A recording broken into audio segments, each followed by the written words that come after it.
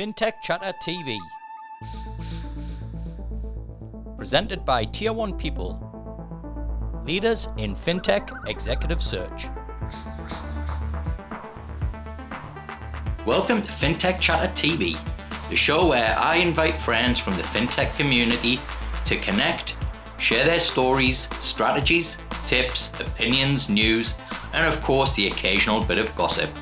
I'm your host, Dexter Cousins, and in 2022, I'm going to be highlighting some of Australia's up-and-coming fintech founders. So please support the channel, hit subscribe, click the notification bell, and make sure to leave us a comment so we can help fintech founders get the recognition they deserve. If you prefer to listen instead of looking at my newly shaved head, you can follow us on Fintech Chatter Podcast, wherever you listen to podcasts. And you can find me on LinkedIn and Twitter, or follow the Fintech Chatter and Tier 1 company pages.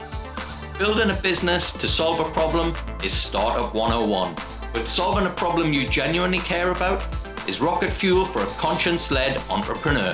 Meet Trenna Probert, founder and CEO of Superfierce, a social enterprise that links deep financial smarts with a heart-fueled mission to empower women to control their financial future.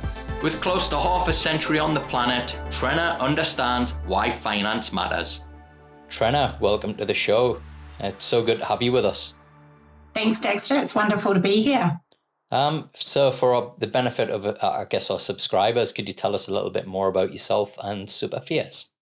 Sure, thanks. So I'm the founder and CEO of a new fintech platform in the superannuation space called Superfierce. And, as a woman who's going to turn 50 this year, it's really the result of some personal journey and musing about what really matters for women when it comes to their financial well-being, and also the impact of the decisions that we make early in life about our super, which isn't something that we think about a lot. First of all, bullshit. There's no way you're turning 50 this year. I'm afraid so. And, Dexter, if you play your cards right, you'll get an invitation, hopefully to a toga party on a boat if we can pull it off. Wow. You do not want to see me in a toga. Yeah, I do. That's the beauty of it. We're all middle-aged. There will be no beauty involved with me in a toga, I guarantee it. Well, see, I had actually planned a toga party for my 40th birthday on a boat, but I ended up giving birth to my young son on the evening. So I feel like I'm overdue for that party. Yeah. Well, my wife and I got a kind of similar story. I think we'd planned Vegas for our 40th, and instead we had two kids that were, I think, about 15 months apart. So. Okay, well, maybe we'll do Vegas instead. That's actually a killer idea. We can come back to that later. Yeah. So, Superfierce. Now, it's, as I mentioned in the intro, it's a problem. It's a huge problem that you're solving. It's a one that I've been very, very guilty of mansplaining for, quite a few occasions, and I've really made myself look like a goose. I don't want to look like a goose again, and I certainly don't want to upset anybody. So could you, for my benefit more than the subscribers, explain a bit more about this problem that you're tackling with Superfierce? Yeah, absolutely. And I think it's really important to understand as well, it's not just about mansplaining. There are so many aspects of financial well-being and resilience, and certainly superannuation, which are hidden to most of us. And it was certainly later in life that I became really aware of the vital importance of what we need to do in this space. So, some fundamental things to understand is that, men are great, but you've got some advantages that women don't have. And the typical Australian man is actually going to earn $2 million more over his lifetime than the typical Australian woman.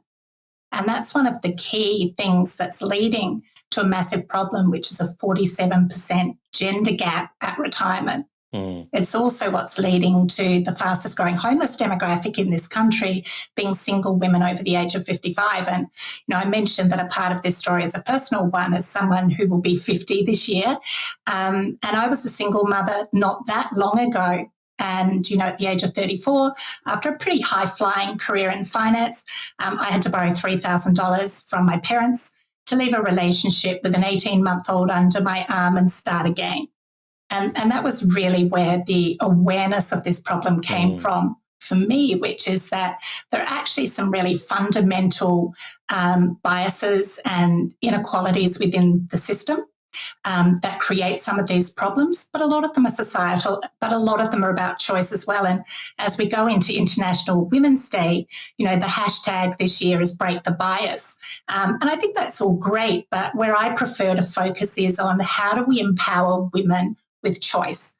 And, money is just a part of that equation. When I talk to women, a lot of them don't really think about money as a tool, which is what it is.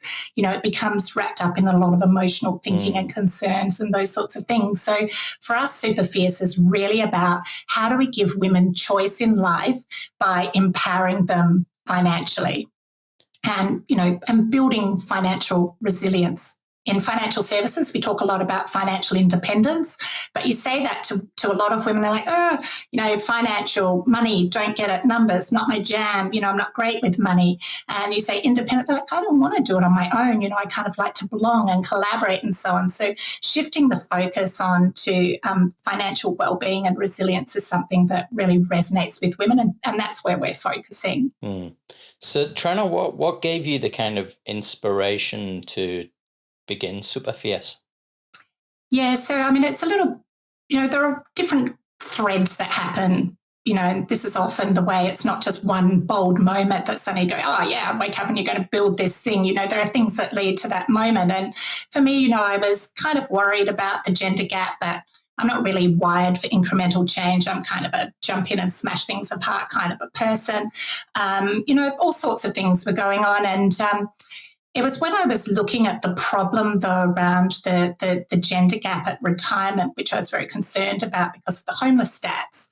And I realised that some years ago, we'd actually built a tool, or the beginnings of what could become a tool to really attack that problem. So in an old business of mine a number of years ago, we'd actually built a low-cost super fund for a client of ours. And at the time, I was actually really astonished at the lack of knowledge and understanding, even amongst their advisors, on how to explain the benefits of the funds to their customers. And so that led to my business partner, Craig, who's also my husband for his sins, I suspect, having to work and live with me. But he, one weekend, we built out an algorithm which really decompiled and unraveled the complexity of understanding the impacts of fees and the costs in super funds. And so we built a low-cost MVP years ago. It was actually designed for accountants and financial advisors to use to help their customers. We made more money than we spent and got some good validation and feedback, but I was just really lacking excitement about it, to be honest, at the time, and sort of popped it to the side, did other things. And it was when I saw this really significant problem that has to be solved and which is deeply personal to me, I was like, okay, well, I feel like we kind of already built a solution and we dusted it off, and that's where it started from. The superannuation industry, it's probably the one last kind of untouched ground for disruption in fintech. Notoriously difficult to break into. Very powerful, I guess. Kind of superannuation funds in there who don't want to be disrupted. So how are you going about tackling that issue and getting Super Fierce off the ground, when I'm sure there's probably a lot of super funds out there that mightn't want to see you be successful? Yeah, it's really interesting that you've just got to the nub of the problem, Dexter, and I vacillate from being deeply concerned about and then valiantly determined to ignore it and keep striving forward. I was actually speaking with somebody really senior and influential in the superannuation industry late last week, and it was like, it takes a lot of passion to take on this industry. You need to be really brave to do that. And, the reality is, I think you do need to be brave because it is a bit terrifying. The industry is massive, it's old, it's cumbersome, but it's very powerful as well. And not just in the superannuation space on behalf of customers, but the way that it's now investing those funds and its influence within the startup ecosystem as well. So, for a long time, I was actually quite frightened of that, to be honest. Nobody wants to put themselves in the firing line. But we're actually seeing a real shift in that. we're seeing that with the changes that the government is bringing out around putting the emphasis on, aggregation, and we don't need 500 plus super funds, and making sure that there are standards and that we're starting to see an improvement in what's being offered to consumers. We now actually have a number of the super funds, and they're big ones, who are really excited about what we're doing and wanting to learn more, because they see that we're unbiased, we're purely quantitative. All we're doing is bringing transparency to something that is complex, which typical consumers don't understand. So we can actually add real value, and our quiet under the bonnet kind of a hope is that ultimately, by making it much more transparent and easy to see, that, the good people will flow to the top, and they will want to be the people who show up in our statement of advice as one of the better funds for that person as well. So we hope that it'll actually be a positive relationship moving forward. But, it's a big, slow, cumbersome industry, and that won't happen quickly. Yeah. Trenna, when we caught up, I think it was at Intersect, very briefly May last year, and then we caught up at the end of 2021. We talked about getting you on the podcast really because we're keen to promote and elevate early stage startups like yourself. So do you want to share with our subscribers just a little bit more about where the business is at now and kind of what stage of growth you're at? Yeah, absolutely. I think it's really important to start with understanding what we are and what we're not. So, a common misconception is that we're a super fund, and we're not. We're a digital platform. It's a scalable advice platform with a free digital statement of advice that analyzes every single fund and option within the fund in the market to show people, based on their personal situation, how much they've got in super, how much they're on track to retire with, and also how much they could save in unnecessary fees if they were to consolidate into a lower cost fund in a range of different investment categories. So I mentioned it's quantitative, we're product agnostic. We're just trying to give people insights and understanding, and in what we call, fierce talk, which is real talk, so no jargon. Lots of colour and words and things that people can understand. And we know that our customers love reading the report. So where we're at the moment is we had bootstrapped the business for a couple of years through our beta, which was a massive undertaking, to be clear. So getting an AFSL to do this in personal advice space is no mean feat. Getting the lawyers to sign off on something that people can understand, no mean feat. Building a digital product over Zoom with my tech co-founder who's in Melbourne and me in Sydney through COVID was no mean feat. So, it's certainly had its ups and downs. But where we're at is we bootstrapped the business until last year when we raised our seed round, closed our seed round really quickly. And at that point, we were pretty happy through beta that we'd already saved our customers about $25 million in unnecessary fees. Wow. We generated $115,000 in revenue. And, that's from, with more than 1,000 statements of advice issued and 100 plus customers, managing that process with us. So that was through beta, so that brings us to where we are today. And so, it's super kind of you to have us on here, because normally you're talking to scale up. So I hope in a year I'll be able to come back and give you an awesome success story of our scale up journey. That would be awesome. But where we're at right now is, we've set ourselves a goal by the 31st of July that we want to save our customers $100 million in unnecessary super fees. And because of our model, if we can do that, that will also generate what we call do good dollars. So we will donate $100,000 to help marginalised women in Australia through our aligned philanthropic foundation, Fierce Impact. So if any listeners want to help us to achieve that, we would love you to get on board with that. We're 25% of the way there. So that's awesome. Where we are in that journey at the moment. Awesome. Well, you need to plug this, so we need to know what the address is, and we can put that right at the bottom of you when you come up with that statement. Trenna, I want to kind of just rewind a little bit back what you said there. So you mentioned 115,000 in revenue in that beta phase. Is that right? Yeah, about that. How did that make you feel to get that validation that actually this isn't just an idea that, but this is something that people are prepared to pay for? Like every founder, I spent less time thinking about that and more about the next sale, to be perfectly honest. But something I'm really proud about in our team is that the way that the model is built is so that all of our key stakeholders are actually, the outcomes are all linked together. So we can remove the friction points of a misalignment of motivations and values. So social impact outcomes are directly correlated to our success in driving economic outcomes for our customers. And driving economic outcomes for our customers is directly correlated to commercial success for our shareholders. So the only reason I go on that little rabbit warren of thinking is that we actually don't think about the $115,000 in our team when we do this. We celebrate the money that we're saving our customers. So we know that when we have a customer switch, we can see the impact on their retirement savings. And that was actually where I didn't have much time to celebrate the $115,000, because every time a happy customer made a switch with us, I'd get a call or somebody messaging just going, oh my God, that was so easy. I felt amazing. If it's that easy to take care of that, what can I do next? And so that got me thinking about what's next. But, sure, fantastic validation, but it's not enough, right? Yeah. So, we're constantly, I think something I'm proud about through that process, though, was we really examined the conversations. We examined the behaviours. We saw where we didn't do well, where we did do well. And we captured all of those insights and really spent the last year fine-tuning the product significantly and building it out further and further, ready to scale up, so that, we can handle the scale now by really focusing on building those automations, making sure it's a really robust platform, but also that we've been listening to customers about what are the friction points, what don't they understand, what don't they like.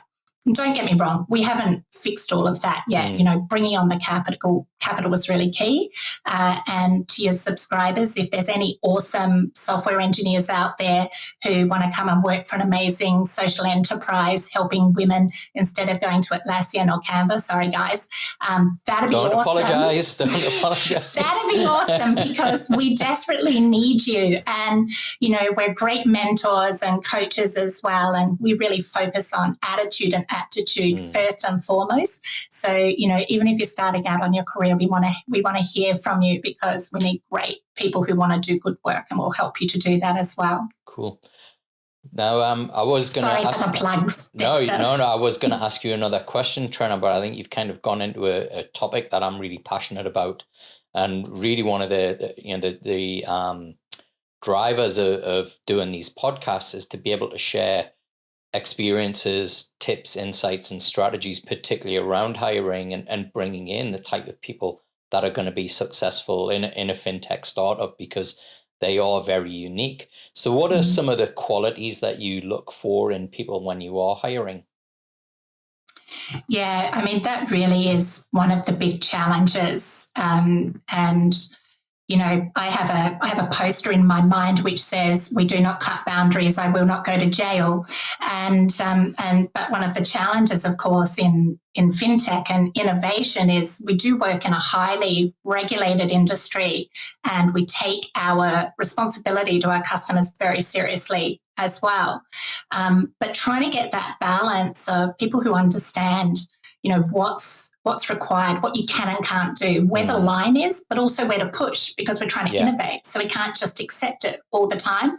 That can be challenging. And, one of the things I took out from my time at Macquarie Bank, which I actually, really value, along with experience working with risk and legal, and, we were product engineers, so we were always trying to push the boundaries, and they were pulling us back within them. But there's a brand value at Macquarie Bank, which is freedom within boundaries. And that really underpins how we think about things in our team.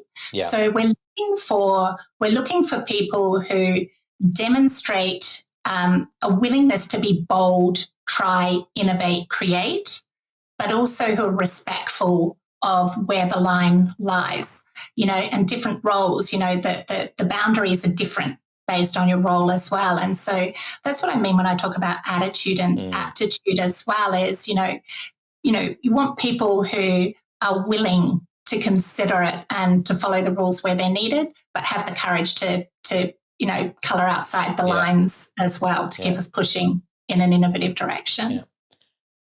With the product being clearly, intended for females, have you found that's been helpful in attracting more females to your workforce as well? Yeah, it's a really good question, Dexter. I mean, so we are for everybody, but we focus first on women. At the moment, 22% of our customers are men. So we do want to help everybody, but we've deliberately focused on women first and foremost because there aren't solutions out there at the moment that make appropriate, accessible advice affordable for women. So we wanted to start there. But it does help us. I mean, I've actually been astonished, the journey, I can't keep up with LinkedIn, the number of people who are pinging me, like really senior people in financial services, just going, I've had my career, I love what you're doing. It's so important. How can I get involved? Yeah. So there's been a part of that.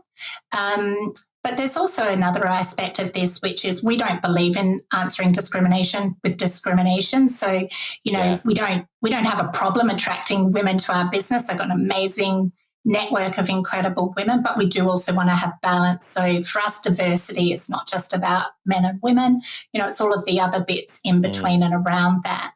But we face all the same challenges that people do with hiring and probably a few more, which is that, we're a startup, only just got funding, just getting used to the idea of starting to pay people, a little bit more than, what we were before, and just trying to get the balance right around that is tricky. So anybody who wants to give me a hand with that, I'm up for a chat. Great. You mentioned there about some of the senior people that are approaching you and getting in touch. You've kind of made that transition from Macquarie, which, if you're going to move from a bank, I think my experience of working with Macquarie always felt was probably the most entrepreneurial of the banks in Australia. What kind of tips or advice have you got for those people who are in that type of career, now attracted to fintech and startups, as to how to make that transition successfully? Because not many people do, unfortunately. Yeah, look, I think that's great. I mean, I think the most important thing as a starting position is to really ask yourself why you want to make that shift. So in a strange turn of events, and I mean, I left corporate, 15 years ago or something now, and been in the entrepreneurial ecosystem for a long time and building businesses. And I think so I'm probably lost a little bit of that corporate insight, but something I do see is that somehow startups have become sexy, but the reality of startup life is not vaguely sexy. It's the antithesis of that. So get very clear with yourself about why you want to make that step, and if you can, and maybe try it on for size a little bit. Volunteer, do some work for them. Don't ask to be an advisor. Don't ask to be a paid advisor, and all those sorts of things. Roll up your sleeves and experience what it's like to work in and around a startup first to see if it suits you. And there's no shame in that. It's not for everyone. Yeah. It changes every minute. I know exactly what's going to happen in my business for the next 5 years, except that I also know that next week it's going to change again. Yeah. It's going to look totally different. So unless you can follow the spiral of that journey, it may not be for you, but there are different ways to get involved as well. Yeah, I remember one client saying to me, Trenna, that he doesn't have a 3 or a 5 year strategy. He's got a 90-day business plan and a 10-year vision. And I think that's a really good way of summing up what life in a startup is like. Absolutely. And, the way that I actually talk about this with my team, because, it's fast paced and it's furious, and I'm passionate and intense apparently. And, we hit massive obstacles all the time, of course. And because in corporate world, you really think about things in a linear path. Everything's based on a project that goes from here to here, and there are particular specific deliverables and all those sorts of things, and you're assessed on that. That's where sayings like, 1 step forward, 2 steps back sort of comes from.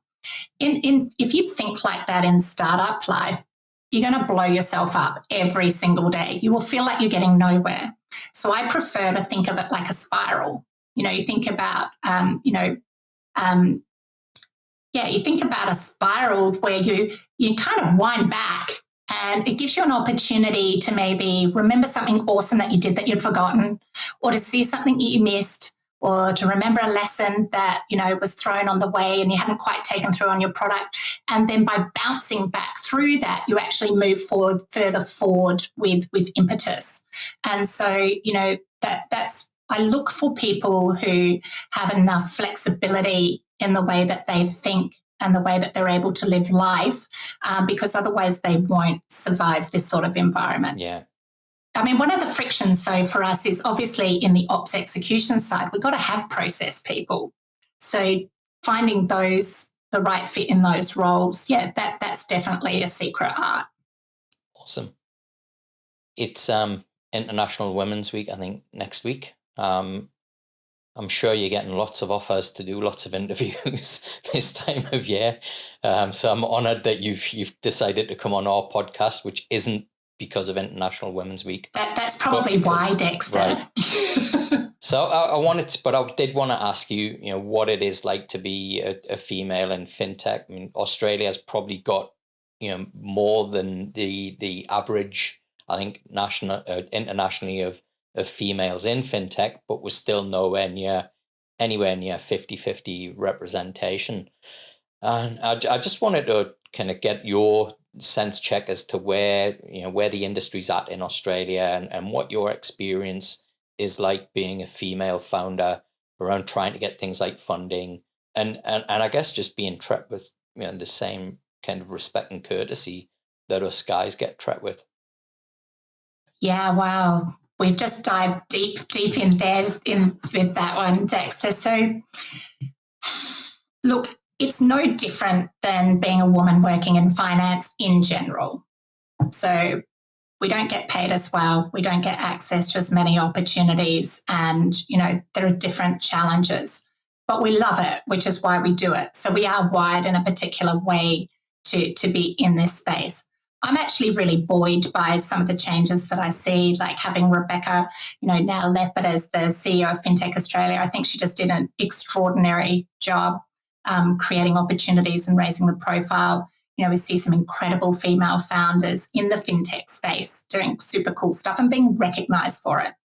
I think that what I would ask people to do is to understand that there's actually a really interesting opportunity when you create space for women to build and run solutions in financial services that don't necessarily make sense to you initially. And that's because women have a completely different financial life journey. We experience different challenges. We have different opportunities and often, our motivations or the way that we approach what we want to achieve is different. So suspend judgment sometimes and really try to talk less and listen more to why is this woman who's experienced successful saying that this matters, that this will resonate with women. Because, there are some really significant arbitrage opportunities out there for investors who are willing to back something a bit different. And I always love a moment where, people say you should niche. And then when I would say, I'm focusing on women, people go, why are you cutting out half the population? I'm like, hey, you told me to niche. I'm niching to half of the world.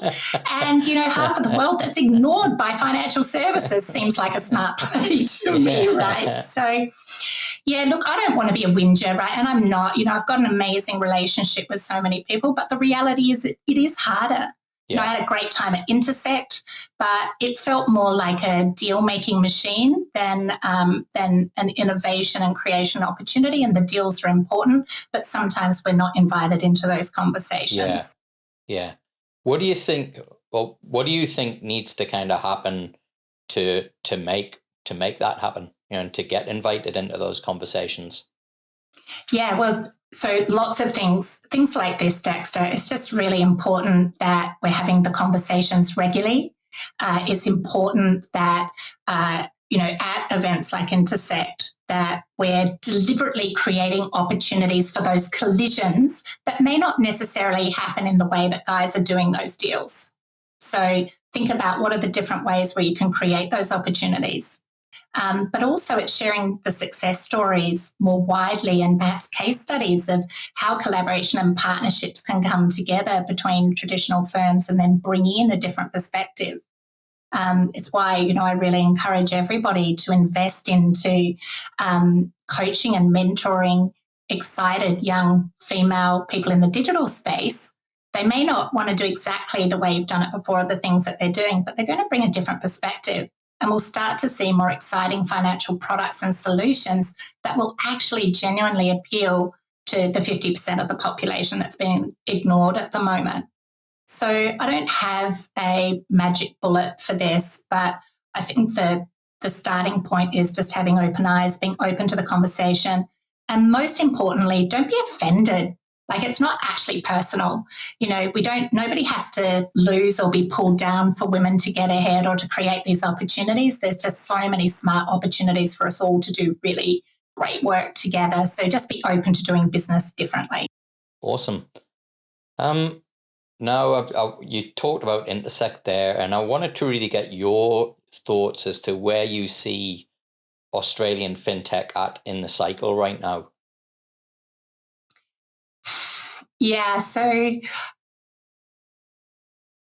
I'm a little bit nervous to say what I actually mean, but let's just go there. So I'm incredibly excited about how vibrant the fintech scene is now and how far it's come in such a short period of time, both in terms of the players, but also from a risk and regulatory perspective and the policy making and so on, and the opportunities that are coming.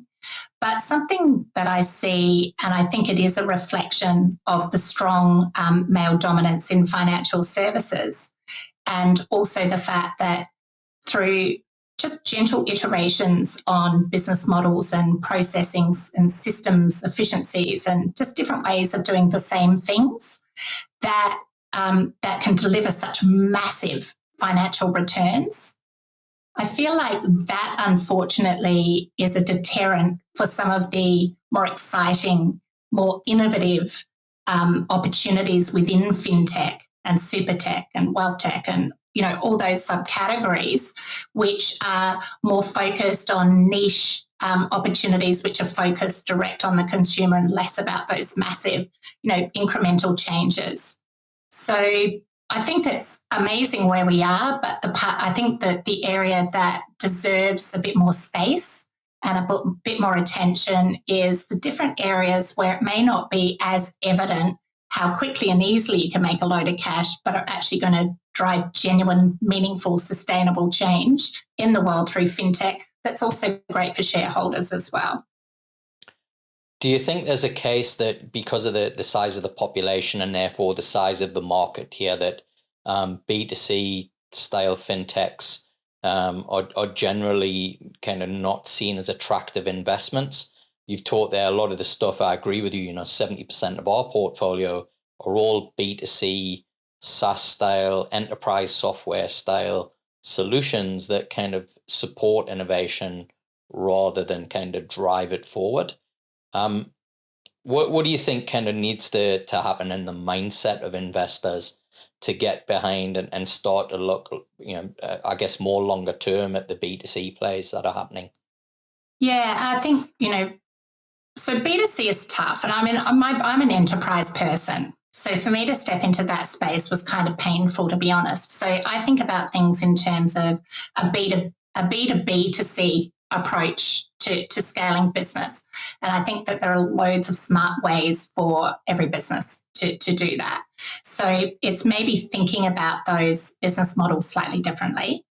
But I do think as well that if we can get a stronger, clearer pathway for building these consumer-focused financial solutions, innovative financial solutions, if we can create smarter pathways offshore and truly treat Australia as a sandbox and, testing, building, getting it right, but already with an eye on what are the cross-jurisdictional requirements and opportunities, and getting really clear about that from the beginning, I think there is really amazing opportunities. Like, I feel like we largely ignore the pathway into Asia and, in Japan. And, in looking ahead to the US. So I think that there are things that we can start to do differently in that and start to think of this as an awesome testing ground with a deliberate offshore move, and not just like the VC approach to that, like smash a few apart and hope one works, but truly in a meaningful focus on building a great diversified export market.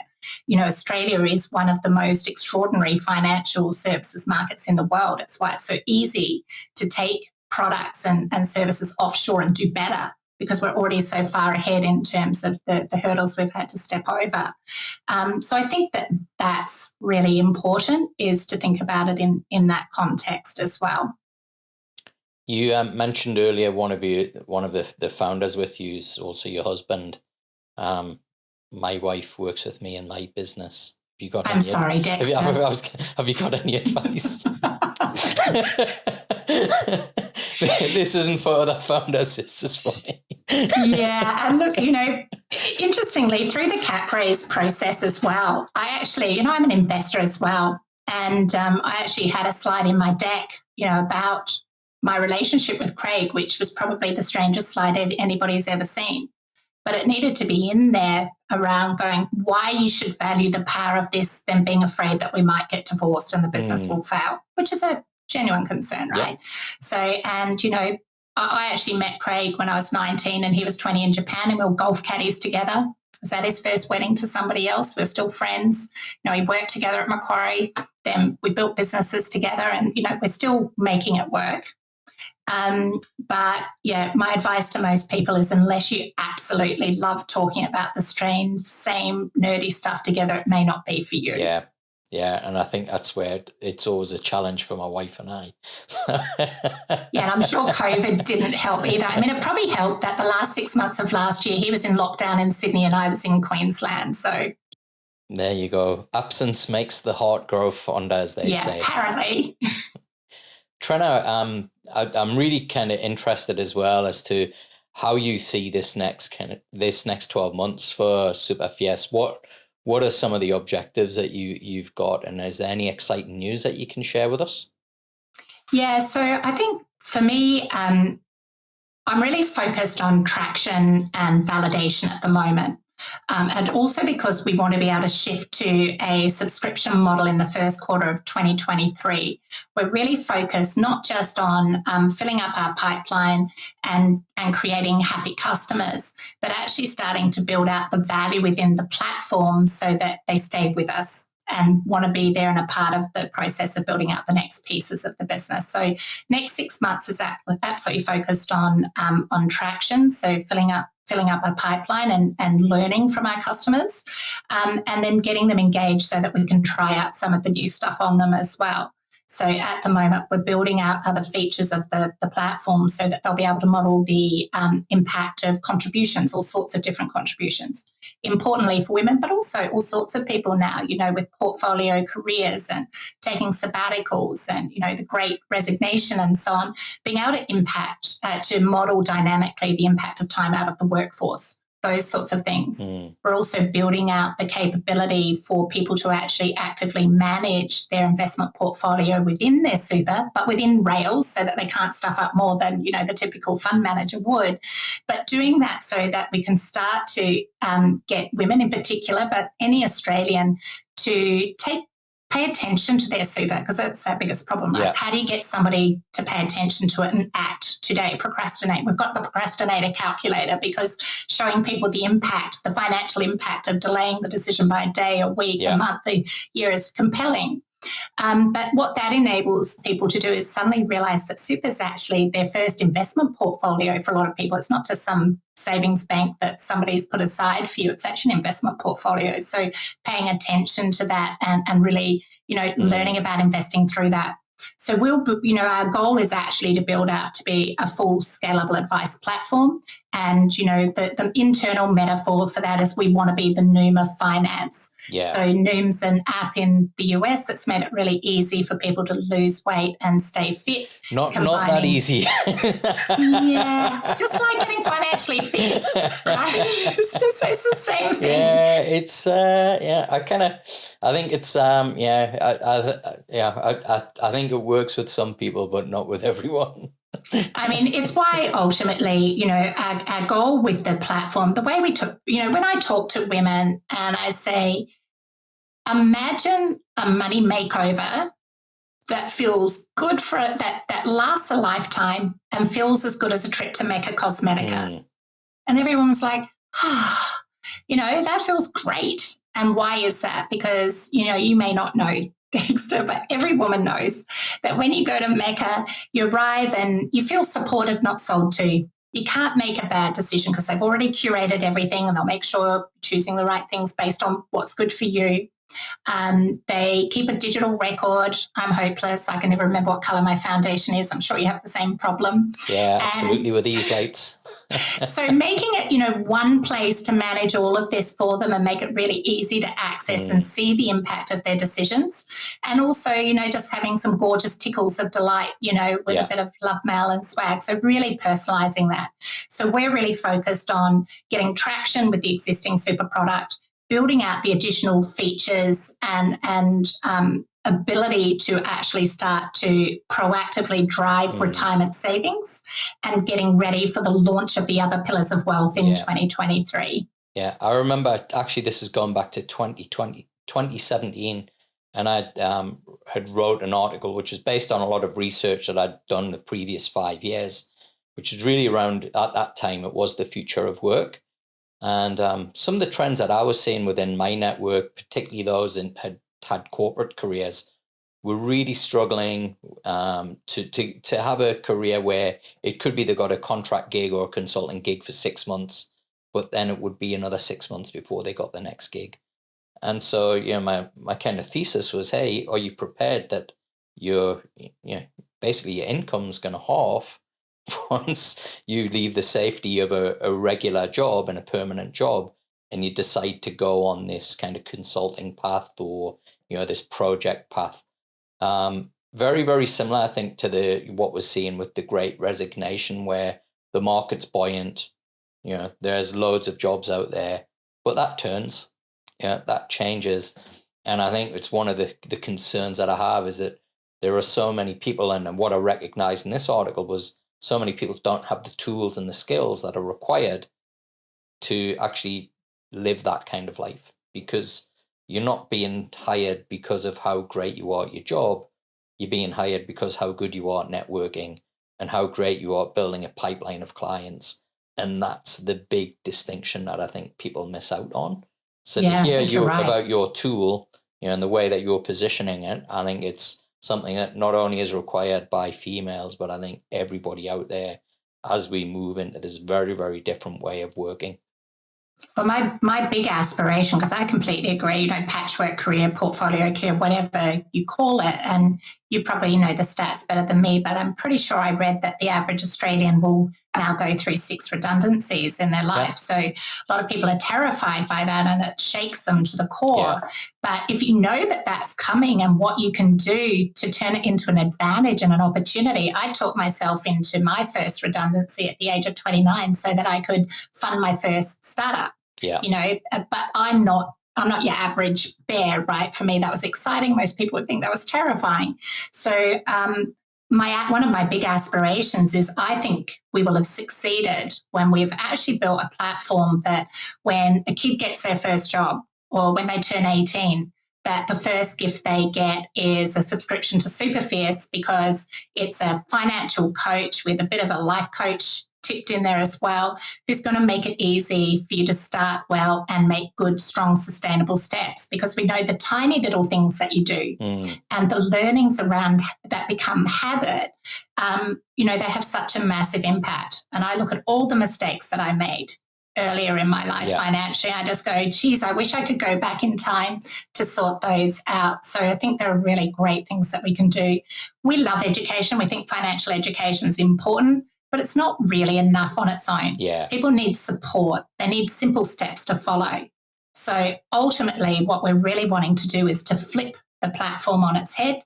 And instead of doing what we do in financial services all the time, we just to talk about the what and the how, to lead with building out a life plan that focuses on the why. Yeah. And for women, how do you want to feel? What are you worried about? Where do you want to go? Who do you want to do it with? What does success feel like What does it look like? And then building in those other levers to actually help them to get where they need to be in a way that's actually, that wasn't so difficult, but it feels good to take that step because they can see it linked to something that they care about. And that's the aspiration. Awesome. Trenna, it's been great to have you on the show, and thanks for sharing everything about Super Fierce. Where can people find out more? Well, you can follow me on LinkedIn, obviously, and reach out to me there. But our website is superfierce.com.au. And if you're into social media on LinkedIn, not on LinkedIn, on Instagram, it's at Be Super Fierce. So we'd like to encourage all of you to be super fierce with us. Brilliant, Trenna. Well, you can follow me on LinkedIn and Twitter. Thanks for tuning in to Fintech Chatter TV. If you'd prefer not to look at my shiny bonds, you can follow us on the Fintech Chatter podcast, wherever you listen to podcasts. And if you did like the show, please give us a subscribe, hit that notification bell, and give us a like, and we'd love to get your comments. Anything that you can do to support the channel and elevate great founders just like Trenna would be greatly appreciated. Until the next show, stay safe and please look after yourselves. Fintech Chatter TV.